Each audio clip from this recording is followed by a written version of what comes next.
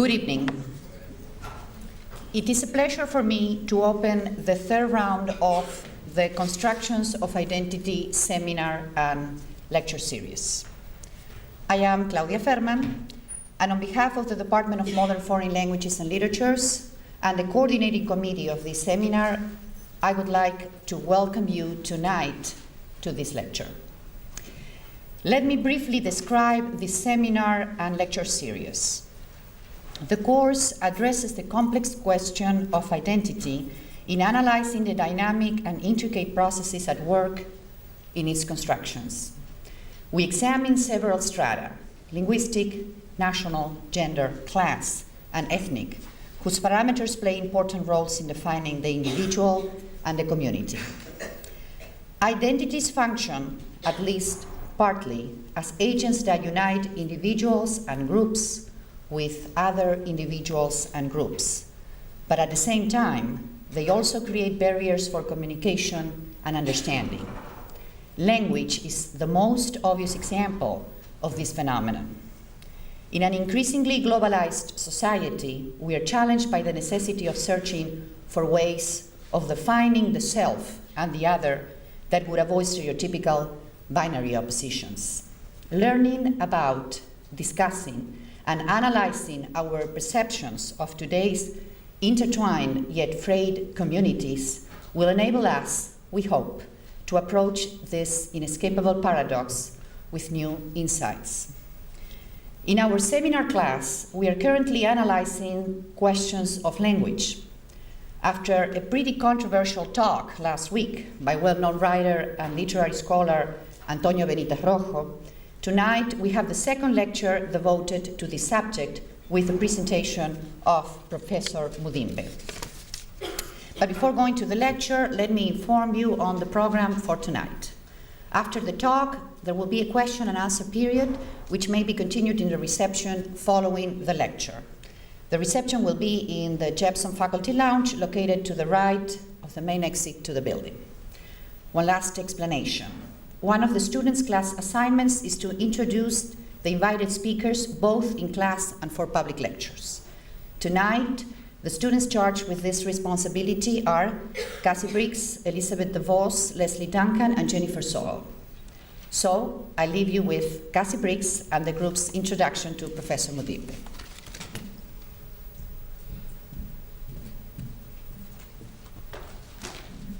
Good evening. It's our pleasure tonight to introduce Dr. Mudimbe. I'm Cassandra Briggs, a student in the Constructions of Identity course, and I'd like to introduce him to you. Dr. Mudimbe is a well-known writer and literary critic and is currently the Ruth F. DeVarney Professor of Romance Studies and a professor of comparative literature and a professor of cultural anthropology at Duke University. However, I have just learned that he is moving to Stanford next trimester and will begin teaching there. He received his doctorate in philosophy and letters from the University of Louvain in 1970, and before coming to Duke, he taught at the universities of Louvain, Paris-Nanterre, Zaire, and Haverford College.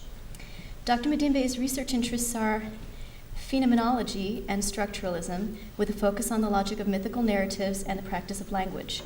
Currently, Professor Mudimbe is engaged in a number of projects, including the editing of the Encyclopedia of African Philosophy and Religions, and he regularly teaches on ancient Greek geographies, French phenomenology, and African themes. I have also just learned that Professor Mudimbe's schedule obviously is very crowded, and he has kindly made time in it to come and speak with us, so it is with great pleasure that I welcome him tonight.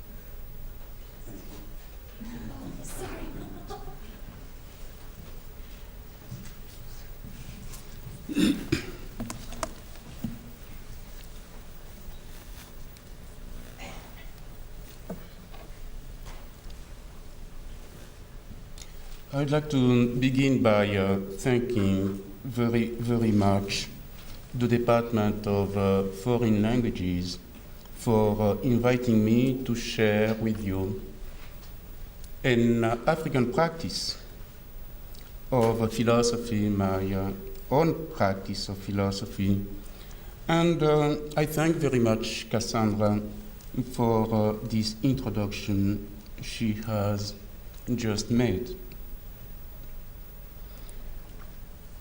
I begin by saying that I'd like to present to you a meditation on what it means to practice philosophy, and invoke for this meditation a statement by René Descartes, who said about another meditation his, "Don't judge me, please follow my cheminement, my quest, and then we'll face each other." I have been serving now for a number of years, 5 years exactly, as an editor-in-chief of an Encyclopedia of African Religions and Philosophy. The project is linked to the very concept of African philosophy, African being, in quotes. Let me formulate this ambition of practicing philosophy in Africa, or more specifically, this ambition of philosophers who accidentally happen to be Africans. Indeed, I can't but refer to my own experience and thus to my own subjectivity. For some years, an African colleague at the École pratique des hautes études en sciences sociales in Paris has been working as an editor on the project of an Encyclopedia of African Cultures. By its scope and ambition, the enterprise brings to mind the successful ventures of two monumental historical series: the multi-volume Cambridge History of Africa, published in 1975, and the UNESCO series. In the field of literature, Ambroise Combe from Cameroon has recently edited an encyclopedic dictionary of African literature. And now, in the United States, Ruth Stone at Indiana University is editing an encyclopedia of African music, which will be in competition with another one on the same subject, sponsored by UNESCO. And John Johnson, also from Indiana University, is editing an encyclopedia of African folklores.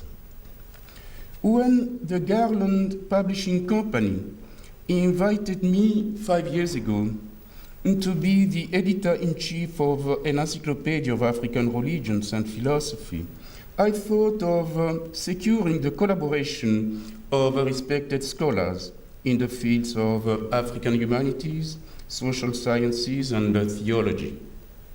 Among them, I wrote to John Middleton, Emeritus Professor of Anthropology at Yale University, whom I invited to serve on the editorial board.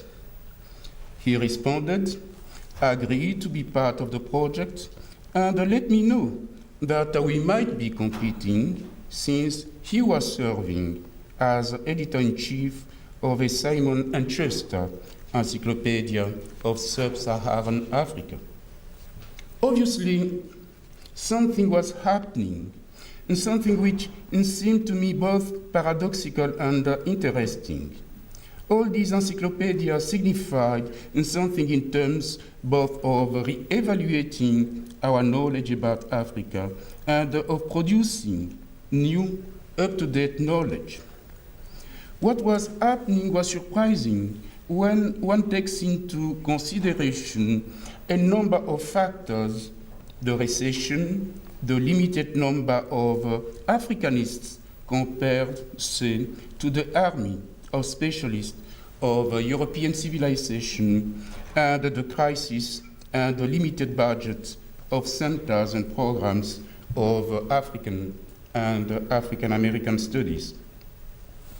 The paradox seems thus a question, or more exactly, it raises a series of questions. One, how can one explain that such financial and intellectual investments are taking place now? Two, what kind of urgency would demand such an effort? And three, could one suggest that some American publishers miraculously have become industrious servants of knowledge to the point of promoting, or more precisely, to the point of trying to make visible a new will to truth that some of us could relate back to trends that have been reorganizing our field since the late 40s and 50s.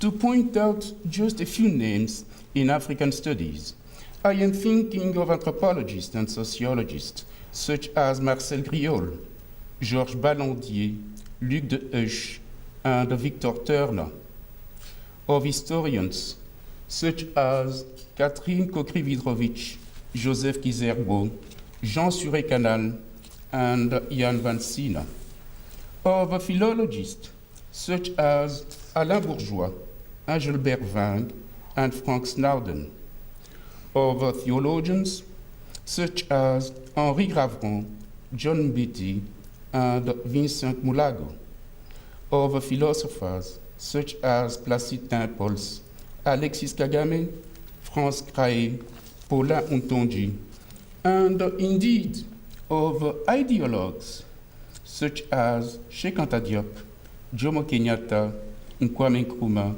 Julius Nyerere, Jean-Paul Sartre, and Léopold Sédar Senghor. Should we believe in a miracle? How is one to explain the interest, commitment, and the generosity of the American publishers? Because by training and by vocation, we don't accept miracles. Timeo Danaos et dona ferentes. We are suspicious of Greeks, particularly when they come with gifts.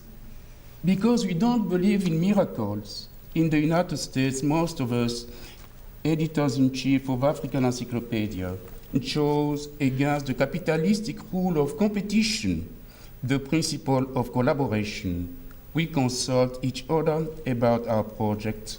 We exchange information about our languages, and we even serve on our respective advisory and consultative boards. As editor-in-chief of the Encyclopedia of African Religion and Philosophy, here are my three principal nightmares. One, problems intellectual and ideological. How should one organize this new knowledge on African religion and philosophy? And in this body, how do we demarcate African savoir, that is African knowledge in general, from African connaissance, that is disciplined and well-particularized knowledges, example, mathematics, history, geography, or philosophy? Secondly, problems of history and the problems of epistemology, in the specific sense described and illustrated by Louis Althusser apropos of Marx. To use an example, how do we move from a generality one, that is, the ecstasis of a confusion in which science and ideology mingle, to a generality three, that is the language of a new science and a new knowledge, thanks to a generality two, or a working critical science or critical language. Let me illustrate this. The ethnophilosophical practice in African philosophy, that is the belief that there is out there in everyday life an implicit philosophy that can be brought to light by a careful observer using a rigorous philosophical instrumentarium. This practice as actualized by Placide Tempels and his disciples in Africa witnesses to a lazy yet respectable cult of difference. I would tend to think that having accepted that, we might in the Encyclopedia inscribe this moment and its naivety in the history of African philosophy exactly in the same way as we consider the pre-Socratics to be the ancestors of Greek philosophy. 3 problems of philosophy, finally, and I have already referred to them. Should I note that by philosophy, in the Greek sense of its genesis, and in the very exact meaning of its tradition, as well as in its contemporary practice, philosophy defines itself as knowledge and discipline exactly as we understand history, economics, astronomy, or botany as knowledges.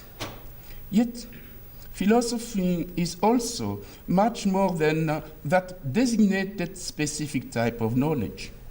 One could, for example, think of Descartes' metaphoric definition of philosophy as a tree.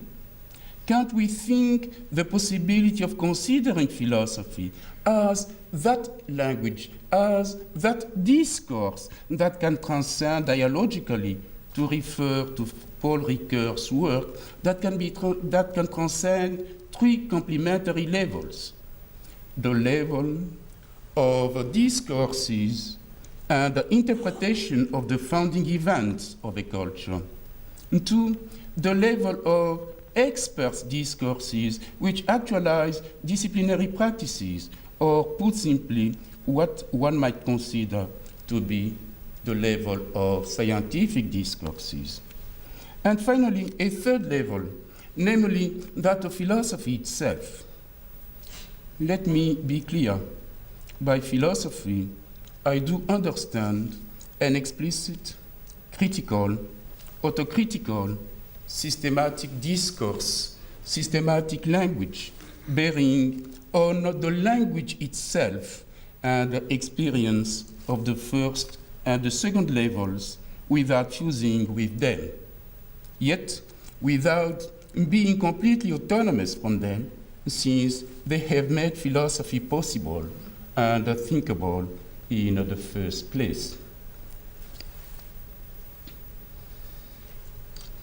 One could indeed inquire about the basic methodological principles that organizes not only African religions and philosophy in their general economy, but also the table of the entries, their number, the variations of their length, as well as their complementarity. I had opted for 2 main principles. The first, classical, inspired by the 1-century-old French vocabulaire technique et critique de la philosophie, commonly known in francophone circles as the Lalande, from the name of its first 19th century editor. The principle can read as follows: to present semantic descriptions that clarify a concept, and absolutely to avoid confusion, error, and sophism. The definition should be historically and culturally grounded. In effect, to quote Lalande again, echoing Schopenhauer, a philosophy that claims to be without a prioris is a philosophical charlatanism. In my case, I have to admit publicly 2 a prioris, an ethnographic one and a technical one. African philosophy in its 2 meanings as a critical, autocritical, and a systematic discipline, and African philosophy as Weltanschauung, can't but refer to ethnographic contexts and, as already noted, to an intellectual and epistemological context that distinguishes savoir from connaissance. In a note to his English translation of The Archaeology of Knowledge by the late Michel Foucault, Sheridan Smith notes that, I am quoting, the English knowledge translates the French connaissance and savoir. Connaissance refers to a particular corpus of knowledge, a particular discipline, biology or economics, for example.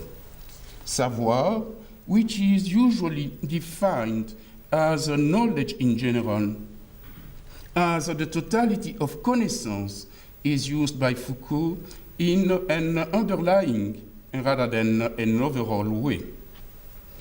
Unquote. To complicate the matter of this distinction, Michel Foucault specifies himself that by connaissance I mean the relation of the subject to the object and the formal rules that govern this relation. Savoir refers to the conditions that are necessary in a particular period for this or that type of object to be given to connaissance and for this or that enunciation to be formulated. Basically, the distinction in French stems from a separation between two conceptual areas well defined in most Romance languages. The French savoir, for example, is the equivalent of the Spanish saber and the Italian sapere. They mean to know how, to be able, to be acquainted, to be aware. On the other hand, connaissance, a substantive related to the verb connaître in French, has for equivalent in Spanish conocimiento and conocer, and in Italian conoscenza and conoscere, whose basic meanings are to know, to be familiar with, to be acquainted with. My second a priori, a technical one, was inspired by André Jacob guidelines in his research published as the Encyclopedia Philosophique. It is strictly organizational. That is, first, to present a maximum of conceptual entries within a minimal space, and in doing so, to respect the demands of intelligibility and intellectual efficiency. Two, to achieve a rational distribution between the classical and the contemporary, the known and the unknown from the philosophical tradition. And here, I think of Michel Foucault's wish in the discourse on language. If philosophy really must begin as an absolute discourse, if philosophy must begin as this enterprise on African philosophy, then what of history and what's this beginning, which starts out with a singular individual, myself, within a society, the American society, and within a social class, and in the midst of a struggle which are mine. In themselves, these two a prioris, these two principles are already programmatic. They express some of the most difficult issues I had to face. One, the universality of certain concepts, for example, finitude versus infinitude, good versus evil, etc. Secondly, the pertinence of comparisons based on translated texts. And thirdly, the concept of ethnocentrism as a sign of the incommensurability between texts and cultures, and also as a question mark. Therefore, the basic and primordial question about the person speaking, the person writing, the person meditating on the politics of an encyclopedia, that is, the politics on a language of identity. Who am I? What's my identity? The two questions, although clear, are not transparent. First, we might know that in the way they are put, a manner which corresponds to our time search for individual and collective identities, these questions silence another major question: am I? Claude Lévi-Strauss, the French anthropologist, reflecting upon what he considered to be a radical reversal of the Cartesian cogito, I think, therefore I am, the reversal in Jean-Jacques Rousseau's discourse on the origin and foundation of inequalities, Claude Lévi-Strauss could write that, I am quoting, "There exists a he, a she, who thinks through me and who first causes me to doubt whether it is I who am thinking." Descartes believed it possible to answer, to respond that I know that I am since I think, since I exist. To this, Jean-Jacques Rousseau retorts with a what am I? And intimate experience provides me only with this he, this she, which Rousseau discovered and which he lucidly undertook to explore. Secondly, one might also think that, at least in the United States, the question of identity, that is, its procedures and activities in both the everyday life and speculative practices, this question belongs properly to a polemological field witnessing to class, race, and gender relations. In sum, and paradoxically, the statistical majority in terms of class, race, and perhaps gender division, who are marginal in terms of power, might confront the supposedly socio-economical power and powerful minority of frustrated and now rejected or questioned social classes or social entities. The whole problem, as exemplified in American universities, seems to me fundamentally distorted and, as such, a false problem, since its legitimacy comes from positions taken as essentialist, but which are social and cultural constructs. We should and we might then invoke Michel de Certeau, who has the following challenging proposition. I quote, "The relation of procedures to the fields of force in which they act must lead to a polemological analysis of culture. Like law, one of its models, culture articulates conflicts and legitimizes, displaces, or controls the superior force. Culture develops in an atmosphere of tensions and often of violence, for which it provides symbolic balances, contracts of compatibility, and compromises, all more or less temporary. The tactics of consumption, the ingenious way in which the weak make use of the strong, thus lend a political dimension into everyday practices. Obviously, the tactics bear on the procedures of their confirmation and the reproduction of both their value and validity. They inquire explicitly and implicitly about the agents actualizing the law.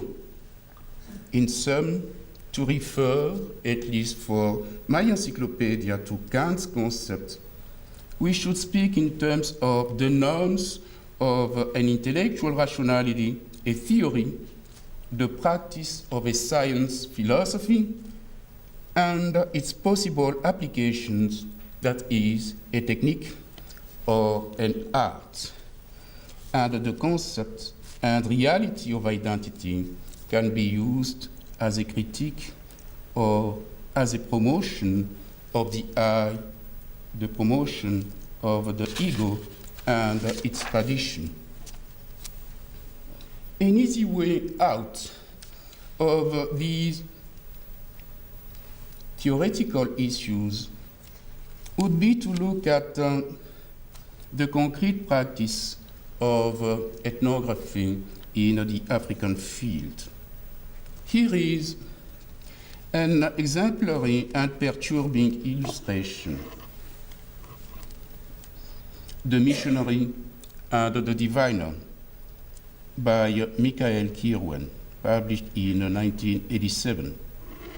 The book, in the words of Laurenti Manguesa, who introduces it, the book tackles what's perhaps one of the most central concerns for African theology today. What, from a Christian perspective, is the worth of the pre-Christian divine self-manifestation in Africa. And this book clearly inscribes itself in the problematics of the African theology of adaptation as well as the African theology of enculturation. Michael Kirwan, a Maryknoll missionary in Tanzania since 1963, relates a personal experience. He writes, I am quoting, over the more than 20 years that I have lived in Africa as a missionary, I have been deeply affected and changed by my African friends. I haven't been converted from my Christianity, but I have come to understand and live my religion differently and better through what I learned from my African friends. Many of my African friends actually converted to Christianity. I would be ashamed if this hadn't also meant that they appreciated more fully their own African beliefs so that they became better persons, unquote. This book is a pedagogical tool, an introduction to a present-day practice of missionizing in Africa. Kirwan, in this book, converses with a diviner, witch doctor, on subjects such as the idea of God, the source of evil, divination, remembrance, resurrection, etc. The dialogues are contextualized and favor explicitly what Kirwan calls a pluralist epistemology. They claim to follow the style of a Luo diviner from Nyambogo village in North Mara, Tanzania. But, and that's the problem, the whole thing is a montage. The diviner featured, for example, in the book is a composite figure. He doesn't exist. Indeed, the settings and scenes in the book are descriptions of actual places and events, but the central figure doesn't exist and never existed. The book has been praised in Tanzania, well researched, recommended reading to any serious-minded pastoral agent, to transcultural theologians and philosophers. Kirwan has skillfully combined the deep knowledge of Christian theology, his many years of pastoral work in Tanzania, and a systematic and a tireless search for empirical explanation to the complex problem of coexistence between Christianity and African indigenous religions, Nse, Rwezaura, and Agbasiere, both from Tanzania. One would tend to trust these specialists, despite the fact that the method used by Kirwan draws its strength from concordist techniques that seem to confuse the document of revelation, that is, the vouloir dire, or the message of gods given to two radically different traditions, and the vouloir entendre, or the perceived meaning, which founds the beliefs of the Christian Kirwan and his African partners. The montage of Kirwan, at any rate, has produced an essay that is in reality fiction. It could have been molded as well into a novel, and its credibility and force wouldn't have been transformed. In effect, both the essay and the potential novel would be situated at the point where social and religious African beliefs and practices intersect with the poetic and the generous imagination and the theological techniques of the missionary Michael Kirwan. Thus, in principle, I am suggesting that we can, from a strictly ethnographical viewpoint, we can perceive and describe in any society the linkages and the forms of articulation existing between the thought, le pensée, and the formulatable, between what has been thought and what has been or can be formulated, and its relation to what has been acted out and should be observable in socio-historical traces. Such an analysis can't but sort out and explain the intelligibility of behaviors vis-à-vis localized cultural representations, and thus, in the pure tradition of cultural anthropology, describe indigenous networks of local savoir and local connaissance. Recent, very recent, and intelligent monographs have brilliantly illustrated this point. I can cite, for example, rapidly, 3 such publications. Louis Brenner, West African Sufi, The Religious Heritage and the Spiritual Search of Chernobokar Salif Tal, published in 1984, which is an exploration of Chernobokar's spiritual quest and is, as Brenner writes, a study of the interaction between, on the one hand, the influence of his social and religious environment, and on the other, his own personal yearning to find the truth. Second case, Sally Falkmore's book on social facts and fabrications, Customary Law in Kilimanjaro, 1888 to 1980, published in 1986, in which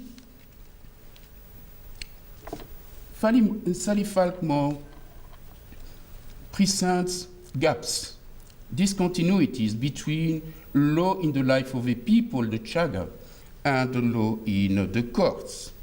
And finally, Professor Biderman's Moral Imagination in Kaguru Modes of Thought, published in 1986, which brings together the African Kaguru practices of everyday life, representations, and procedures for constituting moral concepts. Although, as already noted, the English language distinguishes, as do the Romance languages, the concept of thought from that of knowledge, the English language doesn't, with respect to the latter, separate the specialized value of 2 complementary sets of concepts. On the one hand, savoir, saber, sapere, and on the other hand, connaître, connaître, and conoscere. One might guess my predicament. Here I am writing and directing an English encyclopedia, an American encyclopedia, from a philosophical background, which is French. The issue is a major one for the enterprise. In fact, two conceptual orders oppose each other, whether explicitly or implicitly, in my enterprise. The first, probably the most visible, order refers to and articulates historical and anthropological analysis on the transformations that, mainly since the contact with the West, gave rise to a new continental geography and promoted new systems of both savoir and connaissance in Africa. These new sequences faced, broke, or simply disarticulated ancient forms and practices of knowledge.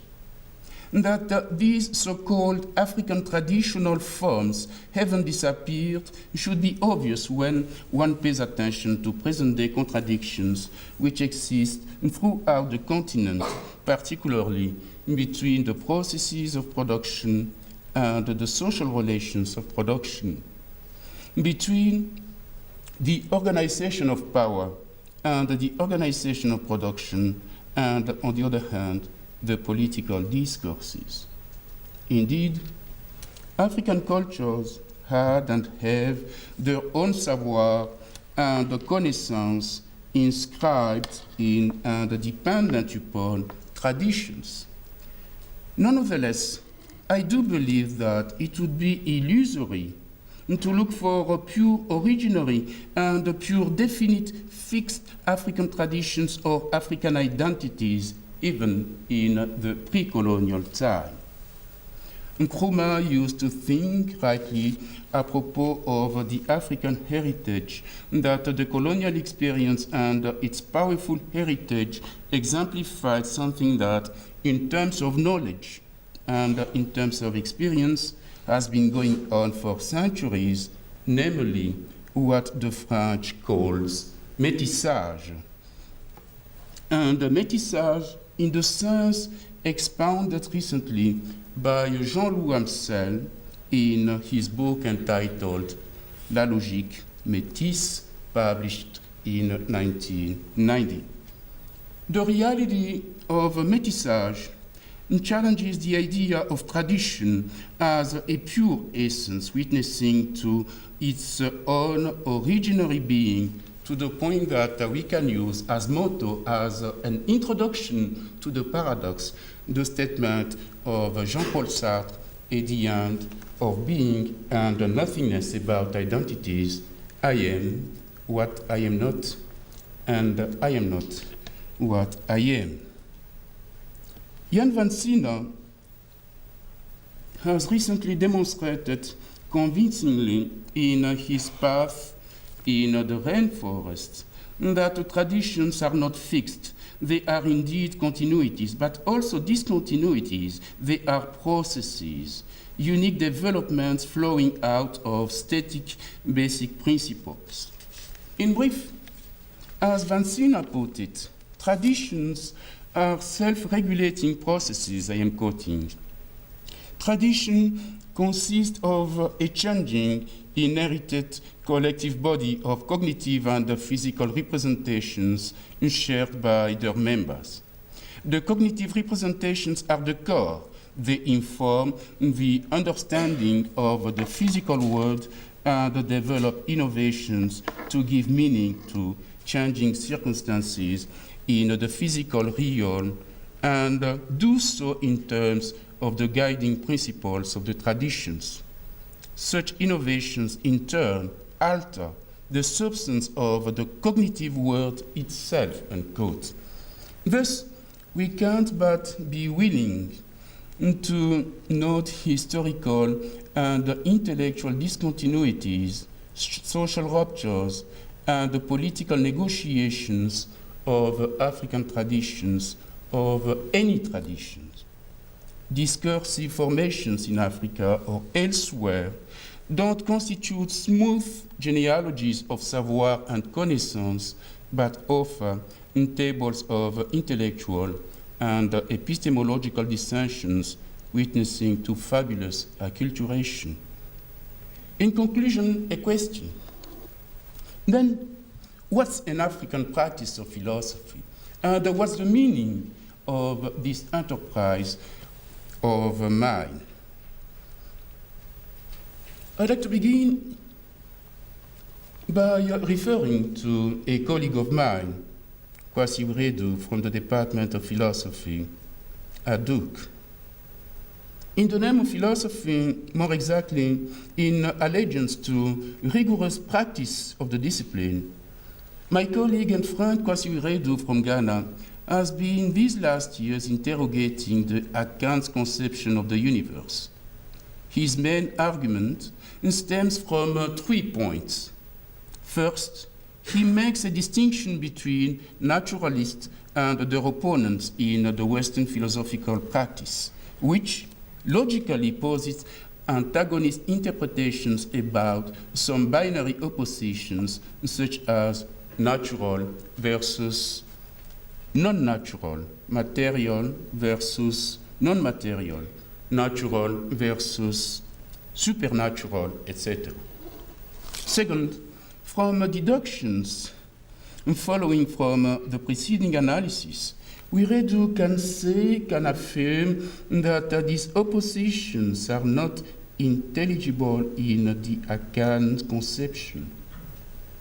Yet, contrary to Uredu's affirmation, they are, I think, comprehensible, since Uredu himself, as a Western-trained philosopher, commenting upon these contradictions, these tensions, and explaining them to his Akan fellows and to all of us, and in the name of philosophy, in claiming to transcend at least two traditions, the Western and his own. And finally, focusing on the Akan cosmology, Uredu describes its main characteristics. It is an empirical totality based on the belief that there is an inherent order in the creation. Indeed, one could wonder, and I do wonder, if this order is not a reconstructed model of a proto-practice that Uredu thinks he faced during his research. Uredu's philosophical practice, or the practice of my encyclopedia, challenge the boundaries circumscribing knowledges, their migrations, and their capacities to alter, to change, and to transform memories of traditions.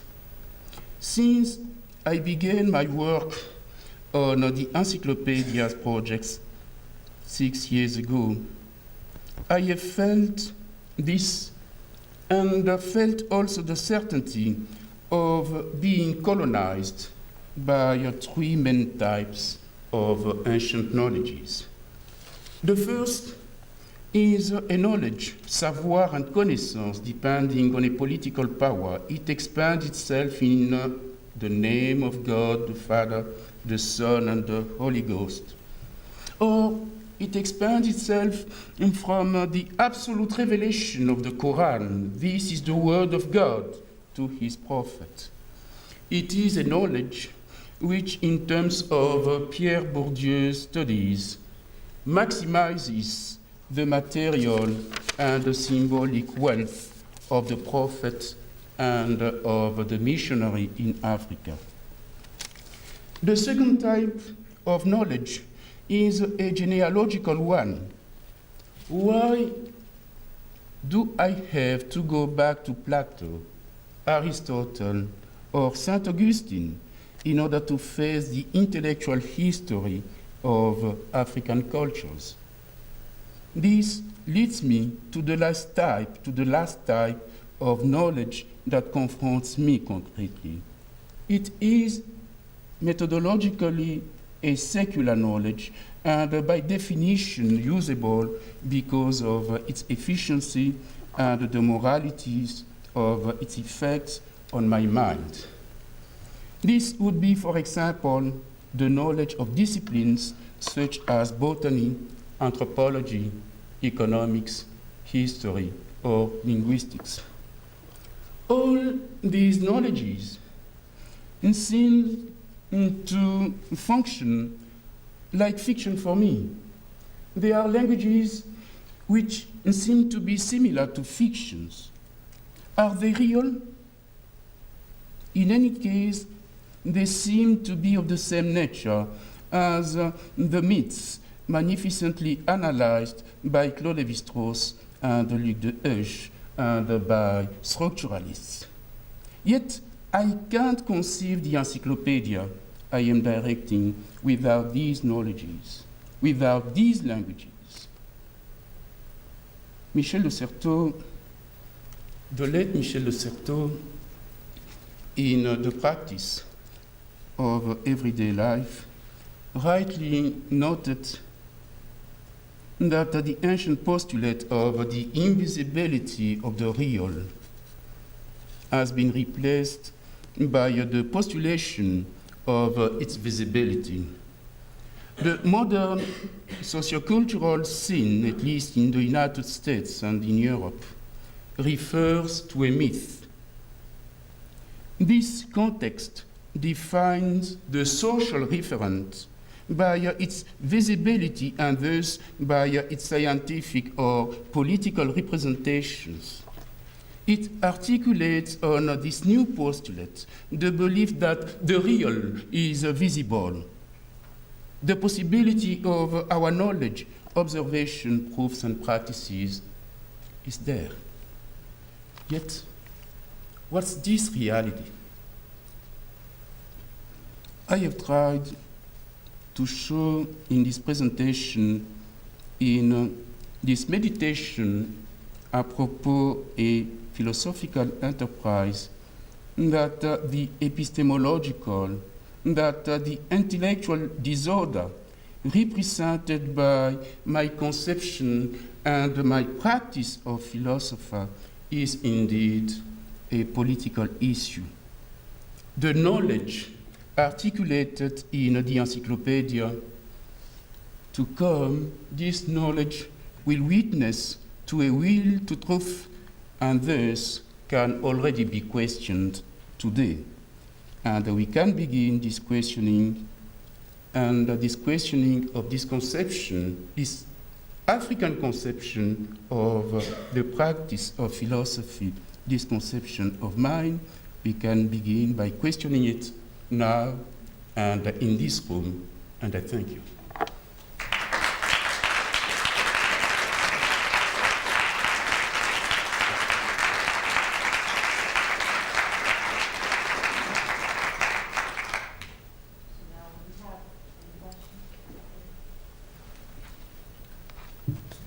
Yes. Be interested in what you feel some of the principal contrasts between African and Western philosophy are. Some of the principal contrasts between African and Western philosophy. Yes. What you think those are? Well, I thought that I have just tried to present them by distinguishing two meanings of philosophy. Philosophy as a discursive practice that I defined as being a language which is always explicit, systematic, critical, autocritical, and bearing on languages of the first and the first level, I mean the doxic level of everyday life, and the level of objectivist disciplines or sciences.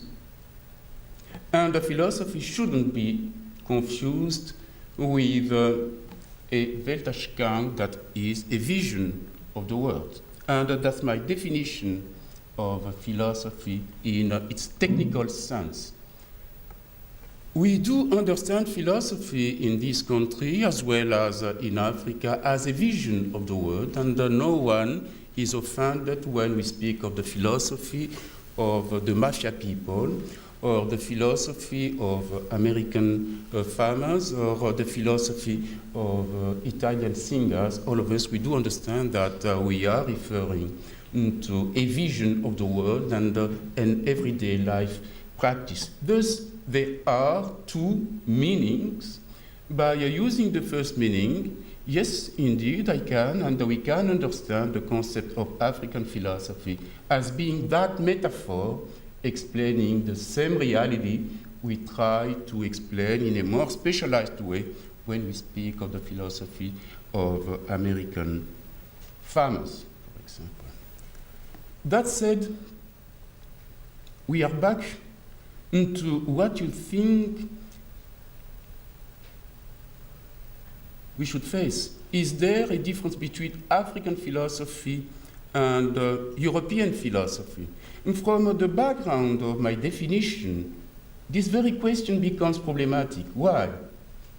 Because my distinction speaks of a practice, and this practice might be an African. And I think by using the concept of African, I am playing a very dangerous game, because strictly speaking, I can't begin by saying I am going to present to you an African practice of philosophy. At the beginning, I don't know. After my death, yes, it becomes possible to look at my practice and to say this was an African practice that Mudimbe did, and as such, it is different from, let's say, the practice of Michel Foucault or the practice of Jean-Paul Sartre, despite the fact that they belong to the same intellectual background.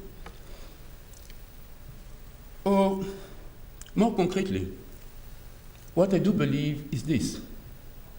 I don't imagine Plato or Aristotle getting up one morning and deciding we are, or I am going to write a Greek philosophy. What they did was to practice philosophy. And today, when we look at what they've done, we can say, yes, there is this tension, there is this articulation, there is this vision which seems to us to be particularly Greek as opposed to, let's say, the Roman, as opposed to the Christian, as opposed to, let's say, the 17th century practice of philosophy by Descartes or by Locke. Thus, my position is that today we do have practices of philosophy in Africa. And these practices of philosophy should be submitted into the same critique as what we might call the European practices of philosophy. And here I'd like to add a personal story about the European practice of philosophy. In this country, we speak of continental philosophy, and in continental philosophy, we make distinction between the German and the French. And I've been functioning in this country for a number of years, and I go on a regular basis to teach philosophy, introduction to philosophy, to a Mexican student at El Colegio de Mexico in Spanish. And once I am invited at the French embassy, and the new French ambassador was a university professor. I am introduced, and being a former university professor, he asked me, "What are you teaching?" And I said, "Well, French philosophy." His reaction was, "What? What's this?" The very concept of French philosophy from a continental viewpoint is problematic, which is exactly what I am trying to make, because by using French, by using Greek, by using African, by using German, we are putting geography into traditions, and these are traditions in terms of languages, in terms of perspectives, and in terms of type of questions. The main distinction, at least the main distinction personally I see, is one of definition about a rigorous practice of philosophy as a discourse and an understanding of philosophy as a vision of the world. Yes? It seems to me, partially from your answer to this question,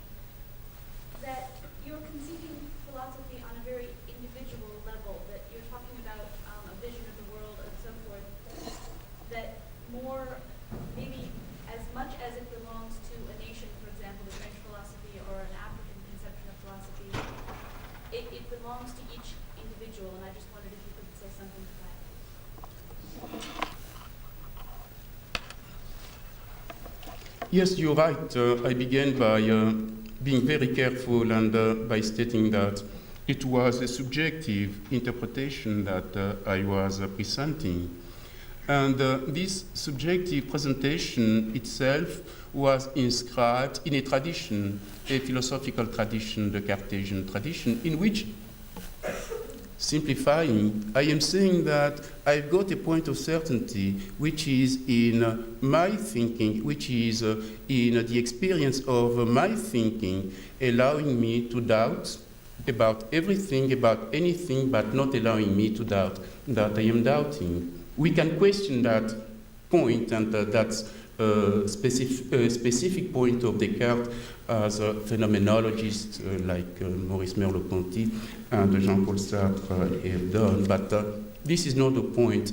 I begin by this cogito and move to a we thanks to which we can say this is a tradition in philosophy. And this tradition in philosophy, in terms of knowledge, has the same status as the status we recognize to astronomy, to botany, or to economics.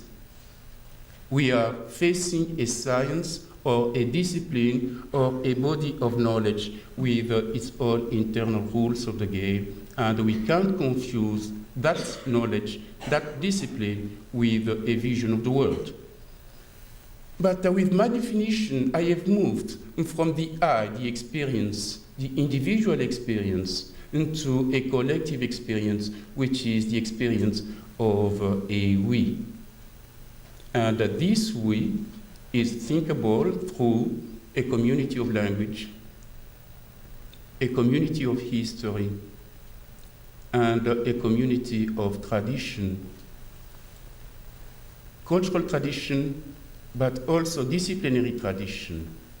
And by distinguishing the two, I am inviting a distinction between what we might call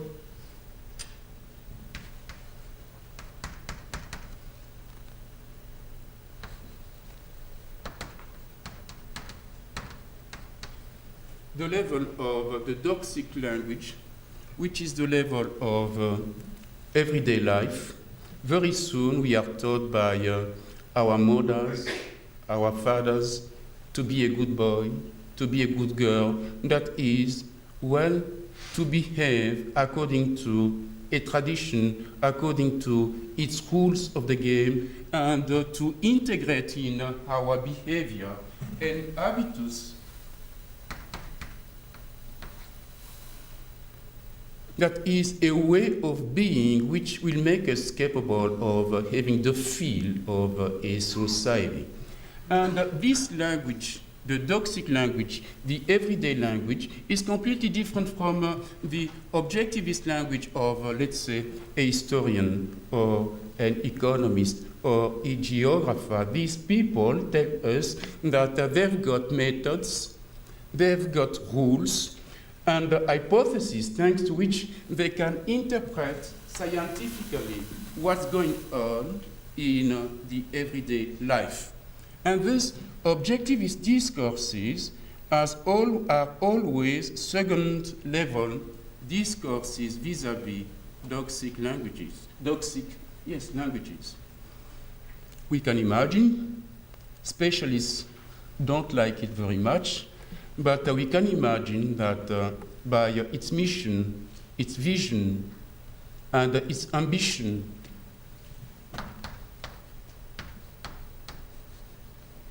philosophy has traditionally tried to think about its own being, but also to account about the languages of objectivist disciplines, as well as the doxic language that is, as well as our everyday life practices. And here we find the paradox and the power of this discipline that we call philosophy. On the one hand, a reflection about its own being And on the other hand, this fabulous ambition of thinking in a critical manner the languages of objectivist discourses and as well the language of the doxic experience. And here we are facing the most contradictory and the most violent dilemmas of philosophy, which on the one hand wants to remain a highly technical language, and on the other hand has to communicate with everybody. And since philosophy is about existence, it is about our birth, about existing, working, loving, and dying, and in this sense, we should be capable of communicating. And from this viewpoint, to go back to your question, yes, I began with the I, moved to the we, and this way I am inscribing it in a traditional philosophy, in a genealogy of the practice of philosophy, and I said, I was quite explicitly, that mine was French, and the paradox is that I do believe that I can think about the African context, which is the context that made me possible biologically. Yes? You made some intriguing comments about your colleague Kwasi Burton's practice, African practice of philosophy, and suggesting he faces perhaps two hermeneutical problems, two interpretive problems. On the one hand, you said that traditional Kant thought, within traditional Kant thought, certain binary oppositions that he's used to as an analytically trained philosopher aren't intelligible, yet he can make them intelligible as a Kant speaker. So this seems to be that you're suggesting you make a mistake of thinking there's some sort of incommensurability there, but in fact there isn't. On the other hand, you said that his reconstructions of Kant thought often seem like something that he himself has posited, suggesting that there is an incommensurability where he thought there was an incommensurability. So the two opposed sort of hermeneutical mistakes you're suggesting that Kwasi Burton made. I'm interested in how you sort of spin that out a bit to say more about what that has to do with says about positioning and politics. And where this case is particularly interesting because the Western concept works with relative potential itself. It's an angle from the analytic tradition. But perhaps you can use him as an example to say more about how the practice of philosophy also positions one politically. Two things. One, the incommensurability. My position is very simple, is that we do tend to think of it in terms of translation. Translation, culture A, which is mine, through a sociologization of the I can think the we share the same language, the same history, the same past, the same genealogy. Sociologization of the I, which in itself postulates it's invisible, which is always there, the other, and through socialization, I do have the opposition order, they. This is the visible, I'm sorry, this is the invisible because my language, my tradition, my culture, my civilization are for me given, accepted, obvious, and it is the language, the behavior, or the paradigms of someone else which are visible because they shock me as being different from mine. And we think of incommensurability in terms of the translation from the other, or from they to the we, or from the we to the, or from the I to the other. What I'm saying is that, yes, that's a dimension, but there is another dimension, which is the following. Let's look at the simplification. The model here I am using comes from Paul Ricoeur, The Conflict of Interpretations, and it has been recently elaborated by Pierre Bourdieu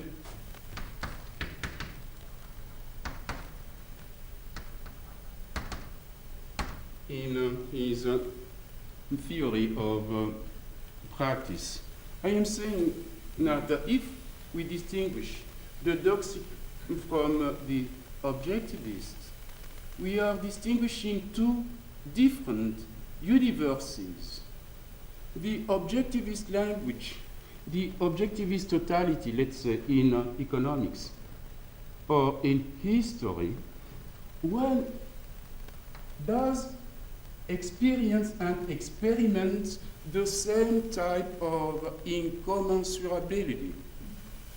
Let me put it this way. I was very skeptical about reality. What I meant, if you allow me to be vulgar, would be something like reality. I don't care about reality because I don't know what it is. I know about discourses on the reality which is out there. I know even about discourses on the other side of the moon. But what is it, the other side of the moon? I don't care. I don't know that reality.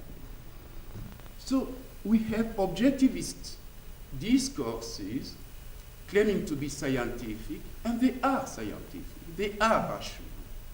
And they claim to translate the doxic level, which itself claims to translate a reality which is out there. What is it? No one knows.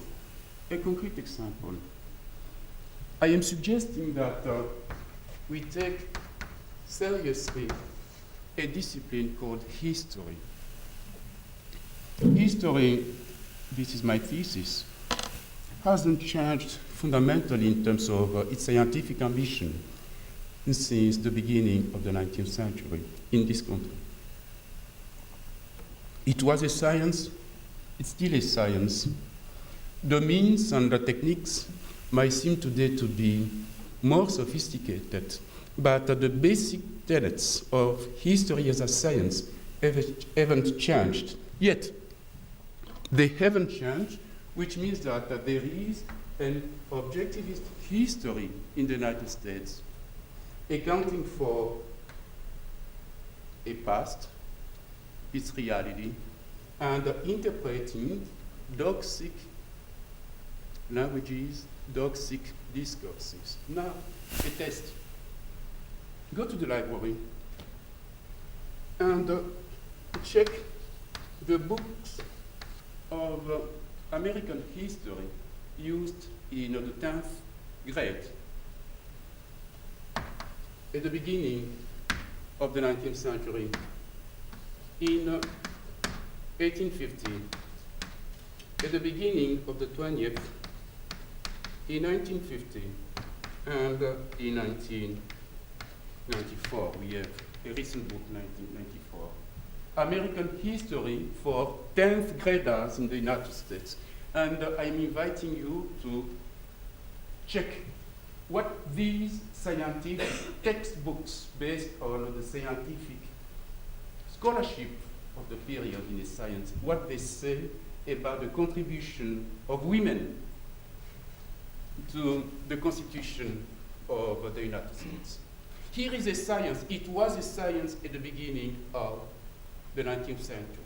It hasn't changed fundamentally as a science. We do have, yes, sophisticated means in this discipline, new visions, and I'm asking you to check what's happening there in this objectivist discourse is a radical transformation about the discourse itself as a discipline and the way it can account for what's out there. But what's out there, which is being presented in the version of 1994, is radically different from what was being presented in 1850. So the problem of incommensurability is not only a problem between totalities, mine, yours, it is also a problem between languages in a historical perspective. And today, for example, in philosophy, we do already face the issue of a history, of histories of philosophy. as in the United States, will be facing very soon the problem of a history, of histories of the United States, of women, of whatever you can imagine. So you have there a problem of incommensurability, which is linked to the being of the discipline itself.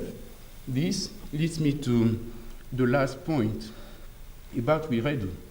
What I am saying in my critique is that, well, he is right. Yet, what he is presenting to me when he says that, well, the opposition between finitude and infinitude is not intelligible for Akan people, I am saying, well, what's an Akan people? You, Wiredu, you can understand it. You can explain it to me, and I can understand, and we can understand. You can translate it, which means that you can transcend the so-called incommensurability between the I and the other, the we and the they. As a consequence, what I am suggesting is that you are not speaking about an Akan reality. What is it? You are speaking about a language, which might be a doxic language, which might be an ethno-philosophical language between the objectivist and the doxic. Yes, sir. I'm sympathetic to your inspiration from Foucault, Bourdieu, and so on, that many discourses that have presented themselves as objectivist and purely theoretical can be reread as practices and so on. Yes. I'm wondering, though, whether you tend, when you talk about Western thought, I don't know very much about African thought, but I wonder if when you tend to talk about Western thought, you tend to think of it as having a self-image, meaning a purely theoretical kind of enterprise. And I'm thinking about, and I may make a decision on this, but I'm thinking about the fact that there are many Western philosophers who describe what they do as a practice. I mean, when I went to graduate school in philosophy, you know, the fashionable thing to say among philosophers, we're doing philosophy, we're involved in activity. Think of Wittgenstein, that actually Yes. put forth propositions, or even Plato talking about, you know, this is a practice, right? Philosophy is learning how to die, kind of therapy. So I just wonder if this complicates your picture at all, that some of these philosophical discourses do envision themselves as practices. Yeah. Yes, and you are completely right. In a presentation as such, which was explicit, introduced as subjective, as a critical, and also as a self-critical, my invitation at the end was, now let's destroy what I have been presenting. Let's destroy the encyclopedia. Indeed, I have to simplify. And I have been speaking of a tradition that is of a history of philosophy, as if it was obvious that there is such a thing as a history, and I can refer for the sake of paradox to Georges Canguilhem, who taught us, well, everybody around us is speaking of a history of sciences. And what is it, by the way? Well, when we speak of the history of sciences, the history of philosophy, in our mind, thanks to education, socialization philosophy, we conceive a development from the pre-Socratics, for example, to present day. And in the case of the recent West, we see a moment which can be called the moment of, let's say, Descartes and Locke, and then the moment of Hume and Kant, and then the moment of Hegel and Marx, and then the 20th century, here we are practicing philosophy. So it seems like a smooth genealogy. Kant and Hume are announced by Descartes and Locke, and Hegel and Marx are unthinkable without the contribution of Hume and Kant. That's the perspective we do have, and unfortunately we might be critical in our department of philosophy, but that's the perspective we do teach to our students. Now,